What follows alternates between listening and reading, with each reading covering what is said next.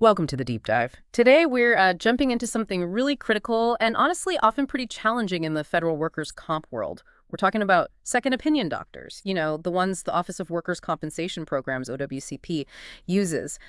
Our mission today to unpack how these exams are supposed to work, like checks and balances, but also get into why they become such a major headache, a real point of concern for injured federal workers, Yeah, especially around potential bias. absolutely. And to really get a handle on this, we've pulled together quite a mix of sources. We're looking at official government reports, from the DOL, Inspector General, the GAO, but also detailed takes from lawyers, from union advocates, and maybe most importantly, some really powerful stories, direct accounts from people who've actually been through this system.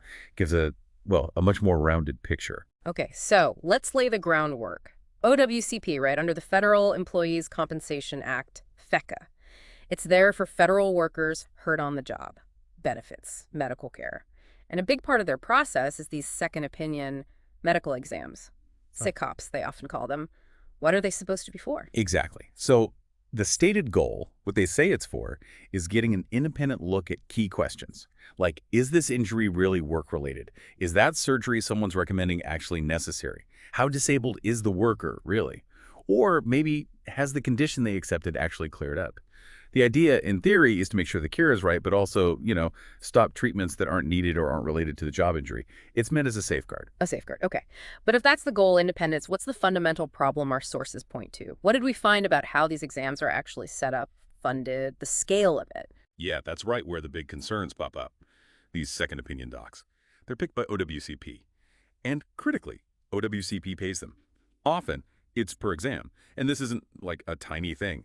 Sources show OWCP dropped something like $5.3 million on around 14,600 of these second opinion and referee exams in just 1 year. So that sheer volume, plus the fact that OWCP is footing the bill, well, that's what makes claimants and advocates worry. Is there pressure? A financial nudge, maybe? For these doctors to write reports that favor the agency paying them, maybe downplay how bad an injury is or say it's not work-related, just to keep OWCP's costs down.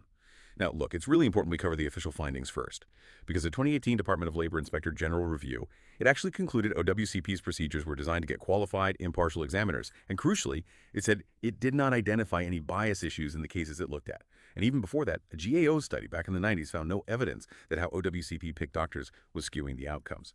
So the official line suggests the process itself aims for fairness. That's interesting because the official reports say one thing, impartial, fair process. But then what we hear from the ground, from workers, from their reps, it paints a really different picture sometimes. How do we square that gap between the official findings and the lived experience? That really is the heart of it. Yeah, so despite those official reports saying no bias found, you talk to injured workers, you talk to their advocates, and they report patterns.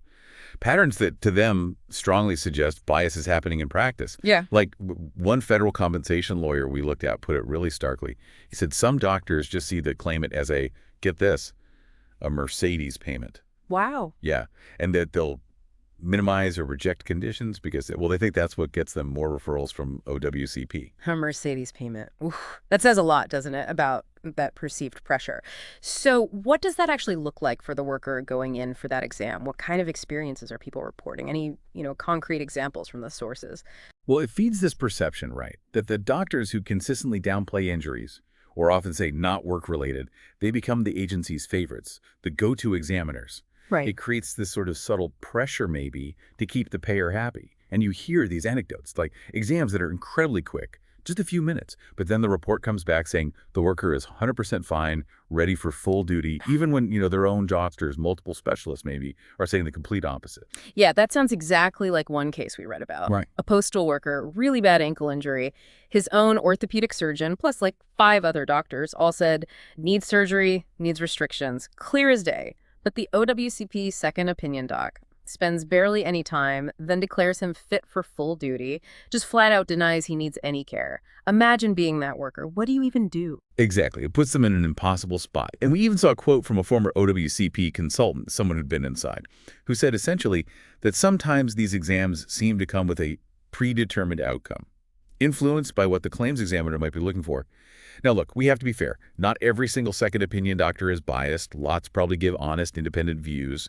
But that incentive structure, plus these repeated stories from advocates, It means claimants often go into these exams expecting a bad report, and that just poisons the well. It really damages trust in the whole system. So, okay, the report comes back. The OWCP doctor disagrees with the worker's own medical team. What happens next? What's the immediate impact?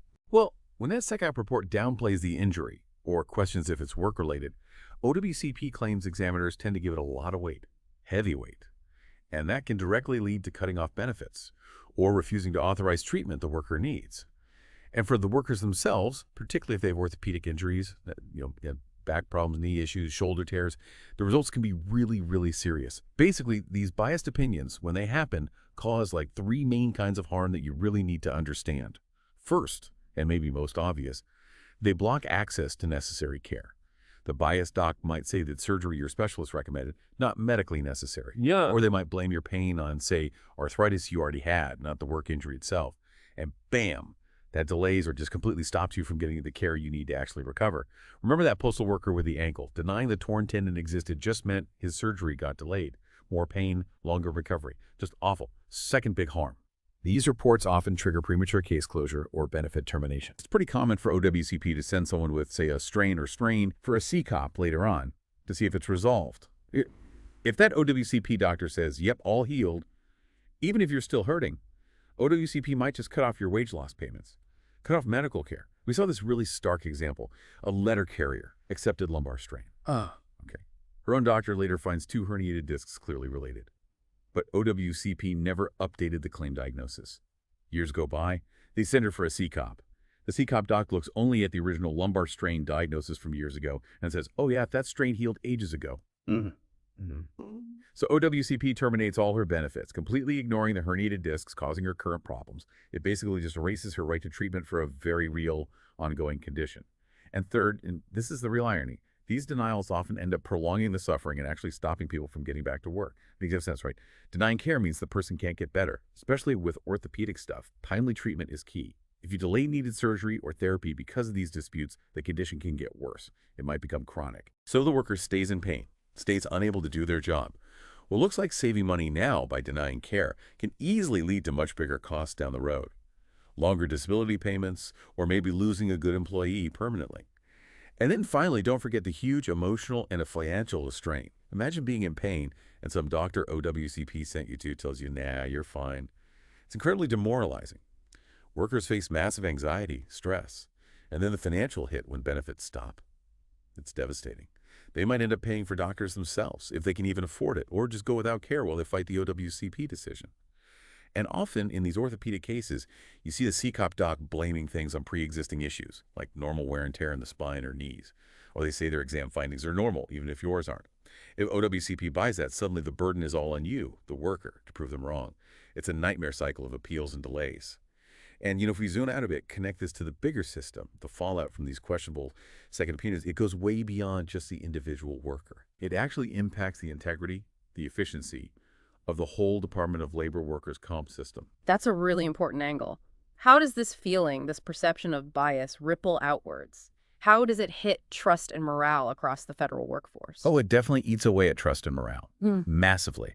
When employees feel like the system's rigged against them, that they're being sent to hired gun doctors, it just destroys their faith in OWCP being fair. And that can make people hesitant, less likely to report an injury in the first place maybe, or less willing to cooperate with rehab efforts. It's bad for morale, bad for confidence in how the DOL runs things. And logically, all these disagreements must just bog the system down, right? Create more paperwork, more delays. Absolutely. It fuels increased disputes and administrative burden. These biased SECOPs, they're argument starters. They lead directly to more formal fights, like requesting a referee examination. Remember that. The third, supposedly neutral doctor to break the tie. Or it pushes people into formal appeals, maybe even going all the way to the Employees' Compensation Appeals Board, ECAB. All of that takes up a huge amount of time and resources inside OWCP. Their own rules even admit that if the worker's doctor and the SECOP doc disagree and they're equally qualified, that is a conflict. And that conflict requires sending the case to an impartial referee. So it adds yet another step, another delay. It makes the whole claims process much more confrontational, much slower, not efficient at all. And efficiency. You mentioned earlier saving money short-term might actually cost more long-term. Can you expand on that a bit? Yeah, exactly. While denying, say, one specific surgery or cutting off benefits based on a questionable a SECOP might look like savings on paper right now. There's a big risk of higher long-term costs. If the worker doesn't get the right treatment promptly, their condition could get much worse. They might need way more expensive care later on. Or they might just stay on disability compensation rolls for much, much longer. Plus, sometimes workers end up having to go on to other federal benefit programs, like maybe OPM disability retirement or Social Security disability. So the cost doesn't disappear, it just shifts somewhere else. It's not a real saving for the government or the taxpayer in the end. And maybe most critically, it impacts return to work and overall workforce productivity. OWCP's stated mission includes getting injured workers healthy and back on the job, right? Well, blocking needed care totally undermines that. It's counterproductive. If a worker with a bad back or knee doesn't get the right orthopedic treatment because of a biased SCOP, they might never get back to doing their old job. So the agency loses a trained, experienced employee. They have to hire someone new, train them up. That costs money and time. And this applies just as much to newer issues, like COVID-19 claims. Pushing someone back to work too soon when they're still suffering from long COVID, that's bad for their health. And it's certainly not good for productivity. Okay, let's pivot slightly then and talk specifically about that. COVID-19 claims. Obviously, during the pandemic, tons of federal employees got COVID at work. Many filed OWCP claims. And then there's long COVID, these really complex lingering symptoms. How did SECOPs fit into evaluating those kinds of cases? Yeah, that's a really timely question. Our sources suggest that starting around 2019, maybe 2020, OWCP did seem to start looking harder at long-term cases, scheduling more second opinions. And that likely included people out on extended disability because of COVID, which, by the way, also apparently caused some backlogs because of social distancing rules for exams. But yeah, as these COVID claims matured, OWCP started bringing in specialists, internists, pulmonologists for second opinions. They were looking at things like, are these ongoing symptoms still related to the work exposure? Or does the COVID survivor have any permanent damage, any permanent impairment? And should we assume the same worries about bias apply here too? Oh, absolutely. The potential for bias doesn't go away just because it's a COVID. Think about it. Say you're a federal nurse. Yeah. You got really sick with COVID from work. Now you've got lingering problems, maybe breathing issues, maybe cognitive fog. You file for what's called a schedule award. That's compensation for permanent impairment. If the SECOP doctor they send you to downplays those ongoing problems, maybe says you've recovered or insists your current issues aren't really from the COVID infection, well, there goes your needed benefit. Denied. And we actually saw hints of this in an ECV case review. OAV, Department of Health and Human Services.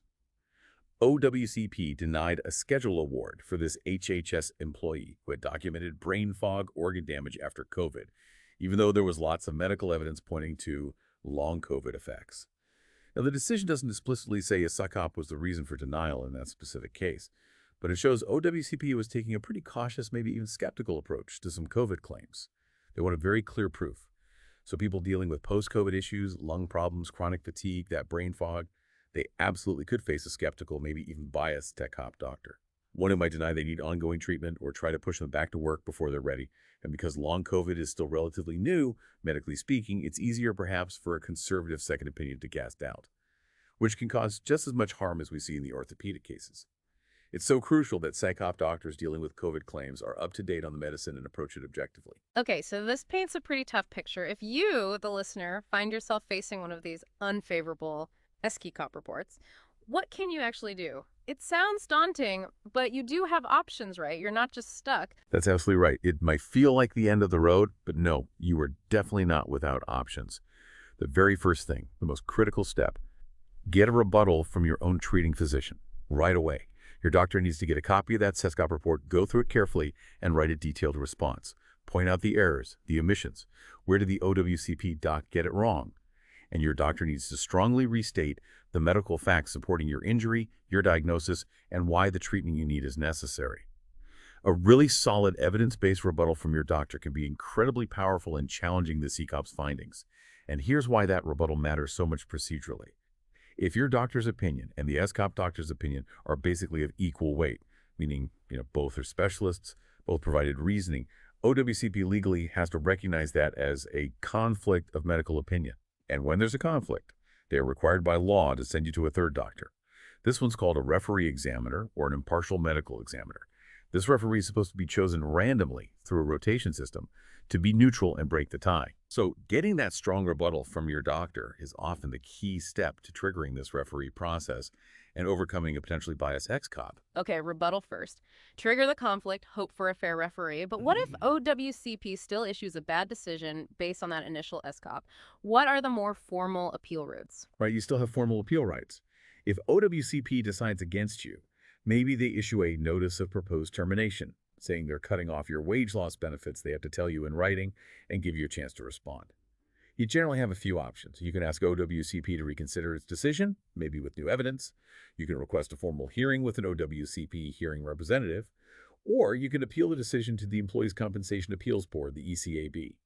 Now, the key thing here is, during these appeals, they don't usually send you for another SECOP. The appeal focuses entirely on the evidence already in your file, the written record.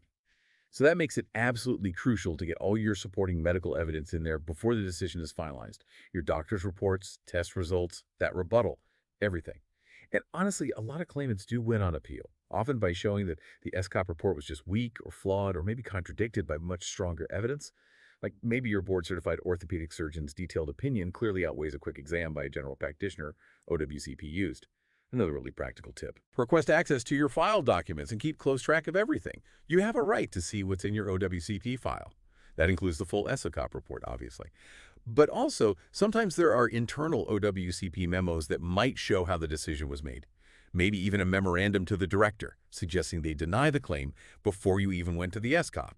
Seeing that stuff can be really revealing. So keep meticulous records, copies of everything you send, everything you receive, follow up in writing if OWCP doesn't respond. Transparency and documentation are your friends here. This definitely sounds like a complex legal and medical maze. Is it worth getting professional help? A lawyer, maybe, or someone from the union? Oh, absolutely. It's usually highly recommended.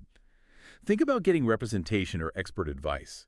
A good workers' comp attorney who knows the federal system, or even a really knowledgeable union rep or consultant, can be invaluable.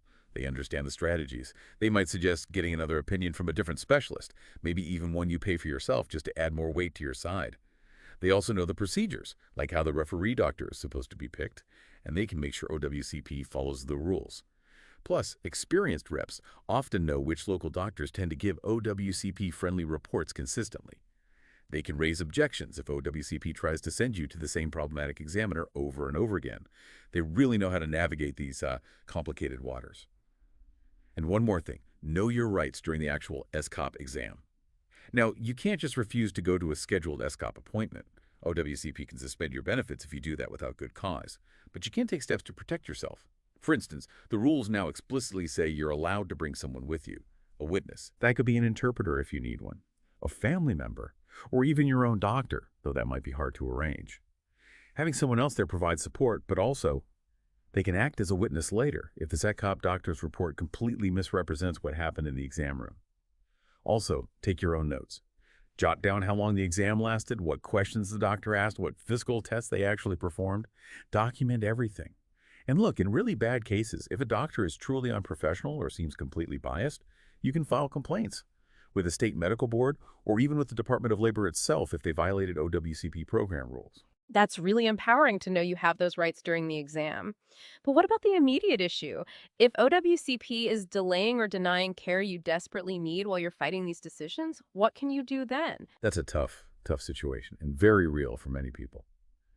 If OWCP is dragging its feet or has flat out denied treatment you and your doctor believe is necessary, you have to stay persistent in seeking that care. Explore alternatives while the OWCP fight is ongoing. Can you use your regular federal employee health insurance, FEHB, for the treatment?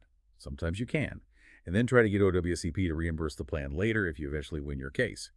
It's not ideal, obviously. There might be copays or deductibles, but getting timely treatment is often critical to prevent your condition from getting permanently worse.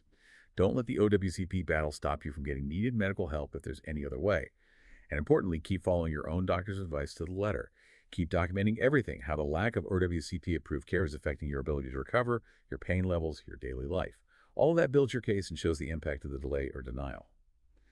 So, yeah, to wrap up this part, a negative SECOP report feels devastating, but it is not the final word. Not by a long shot. By acting fast, getting your own medical evidence lined up, understanding your rights in the appeal processes, you often can push back effectively against a biased report.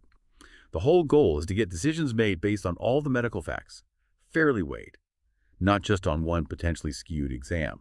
And plenty of workers have fought these battles and won. They've overturned bad decisions and gotten the care they deserved. Okay, so wrapping this all up, it seems clear that these second opinion exams within the OWCP, the Department of Labor system, they're really a double-edged sword, aren't they? They have a legitimate purpose, sure, oversight, checking claims, but there's this huge cloud of concern backed by stories and advocate experiences that they're too often used to deny valid injuries, especially, it seems, with orthopedic issues and maybe these newer, complex, long COVID cases. Exactly. And the core harm, the real damage here is significant. These exams, when biased, can seriously impede someone's recovery. They can unjustly take away benefits people need to survive. And that doesn't just hurt the individual worker, preventing them from getting healthy, getting back to work. It also chips away at the credibility, the fairness, the overall effectiveness of the entire federal workers' compensation system. So for you, the listener, if you take one thing away today, it's probably this. The best defense when facing a second opinion exam is knowledge and being proactive. That's absolutely it. Remember, that's SECOP doctor's opinion. It's not gospel. It's not infallible. It can be challenged. It takes persistence, yes. You have to exercise your rights. But you can counter a bias report. The ultimate goal here, the whole point of workers' comp, should be helping people heal and get back to their lives, back to work, if possible. And that requires these second opinions to be truly impartial. When they're not, well, the system has ways, procedures, appeals to try and bring the truth to light. You just had to use them. Wow.